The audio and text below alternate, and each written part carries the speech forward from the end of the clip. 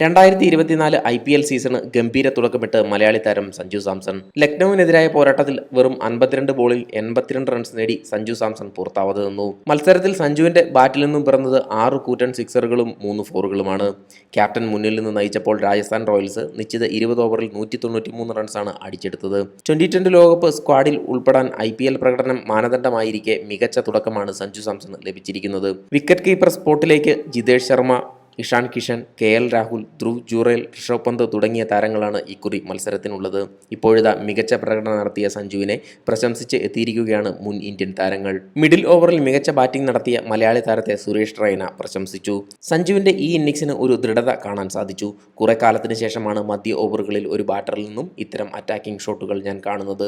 അവരെല്ലാം മികച്ച നിലവാരമുള്ള ബൗളർമാരായിരുന്നുവെന്നും സുരേഷ് റൈന വ്യക്തമാക്കി. കൃണാൽ പാണ്ഡ്യ കുറച്ച് നല്ല ഓവറുകൾ എറിഞ്ഞു. പക്ഷേ അടിച്ച സിക്സറുകളും ഫോറുകളും മികച്ച ടൈമിങ്ങിലായിരുന്നു. സഞ്ജുവിന് അവസരം ലഭിക്കുമ്പോഴെല്ലാം അവൻ തങ്കം പോലെ തിളങ്ങുന്നു, സുരേഷ് റൈന പറഞ്ഞു. സ്പിന്നർമാർക്കെതിരെ സഞ്ജു സാംസൺ ബാക്ക് ഫുട്ടിൽ കളിക്കുന്നത് ഒരു മാസ്റ്റർ ക്ലാസ് ആണെന്നാണ് ഇർഫാൻ പത്താൻ അഭിപ്രായപ്പെട്ടത്.